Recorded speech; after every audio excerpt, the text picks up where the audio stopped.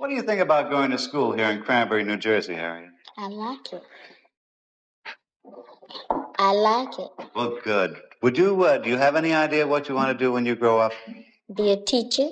Well, good. I think you'll find, sir, that there will come a time when black people wake up and become intellectually independent enough to think for themselves, as other humans are intellectually independent enough to think for themselves.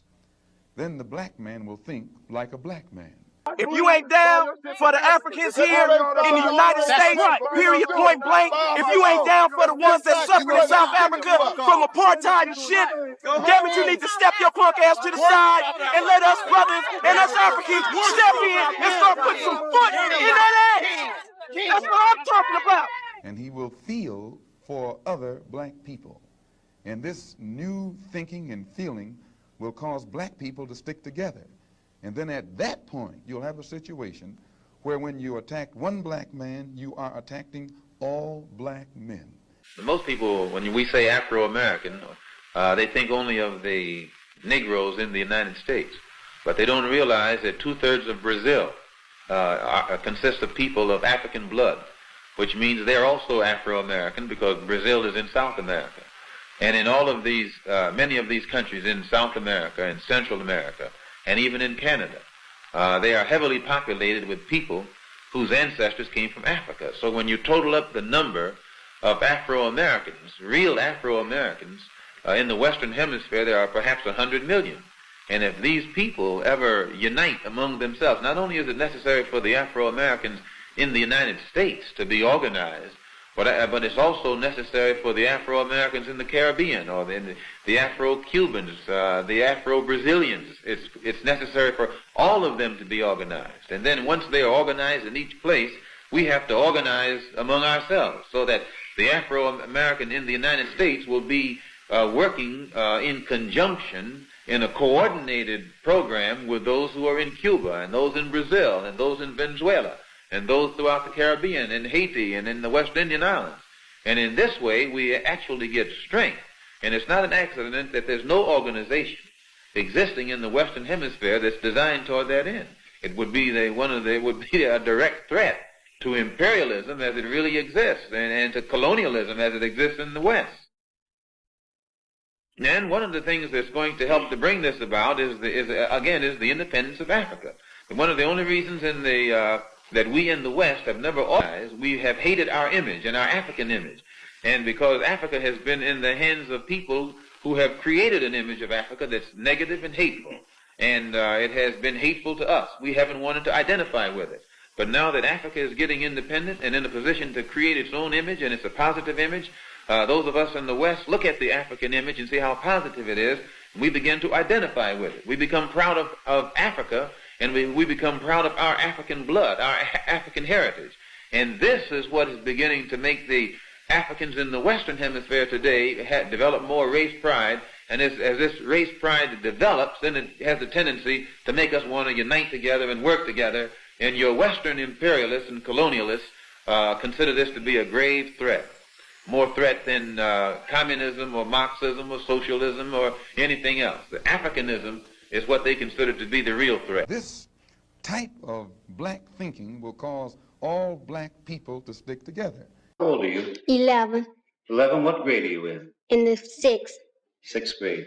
Do you intend to go to high school, Laura? Yeah. What would you like to be? I'd like to be a teacher.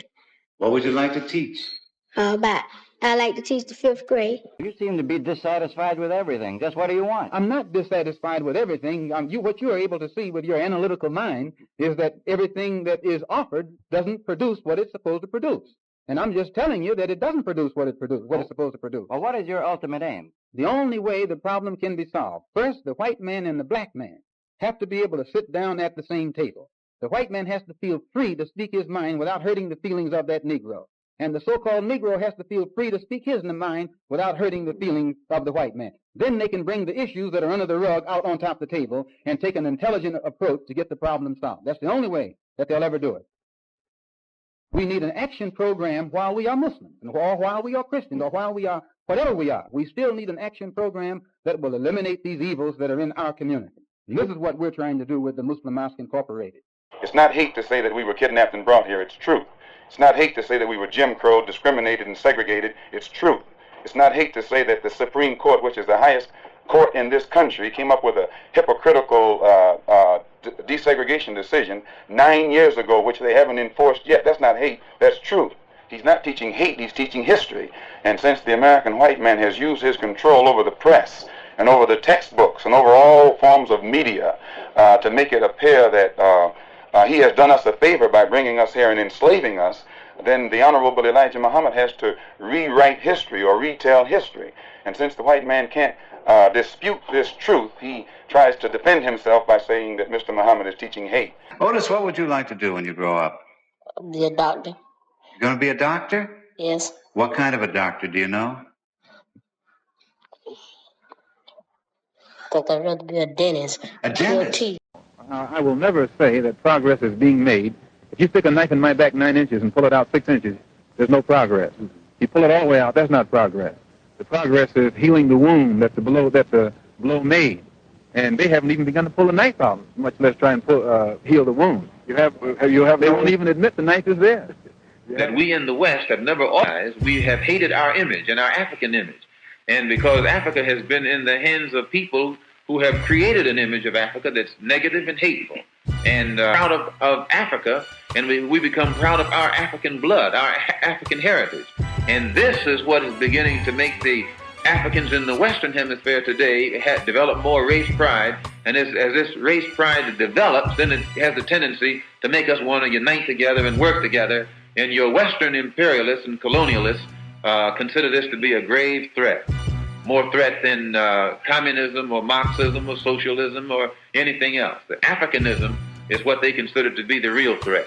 The Organization of Afro-American Unity sees the only hope for the black man in America in a strong Africa, and the necessity of the Afro-American becoming inseparably linked with the overall program that's existing on the African continent. The two problems must be solved together, and the two forces must go forward together. And so the Organization of Afro-American Unity has a program to link the Afro-Americans with the Africans and the Africans with the Afro-Americans. When I say Afro-Americans, I mean those throughout the entire Western Hemisphere. This is our only hope. Our hope is in a strong Africa. And when Africa is strong, our position in America will be one of respect. How old are you, Patricia Ann? 8. What grade? 9. 9? What grade are you in? 4. Do you have any idea what you want to be when you grow up? Yeah. What's that? A nurse. Just because we've not achieved Pan-Africans today doesn't mean it's not achievable. That sounds like maybe you've got some confusion with the American capitalist system of everything is instant. You know, instant coffee, instant this, instant replay. But freedom is not instant. It is an eternal struggle. Therefore, from 1900... Therefore, from 1900 up until now, and I began by showing you that it started when we were first interrupted. Do you think that the Africans who were put into slavery were not fighting for Africa? They didn't fight? They waited until Afrocentricity? No. The struggle continues. Afrocentricity is only a term. It doesn't give the content of the struggle. The struggle is always there. There's a scientific law. Wherever there's oppression, there is resistance. Even if you cannot detect it with the naked eye, there is resistance. Y'all are explaining Pan-Africanism completely wrong. Pan-Africanism didn't start on social media. It was never a black identity debate involved in Pan-Africanism at all. Actually, Pan-Africanism recognized multiple identities at once. The idea started to emerge when those of us in different continents, colonies, cultures, and various languages realized we were all up against the same system. Chattel slavery, colonialism, various systems of oppression, even economic exploitation. The idea started to emerge as sort of a collective consciousness. That shared struggle led to a global humanitarian movement, and that movement had a clear definition: the global black humanitarian movement to dismantle the systems of oppression such as colonialism, chattel slavery, economic exploitation, and racial domination, as well as the separate but interrelated forms of oppression that are done by the same people that still affect black people all over the world in every place to this very day. Pan-Africanism is about unity, liberation, and humanity. When you're on code with Pan-Africanism, you don't even have to say the word half the time. You could just say cool stuff like global black unity? I think you'll find, sir, that there will come a time when black people wake up and become intellectually independent enough to think for themselves, as other humans are intellectually independent enough to think for themselves.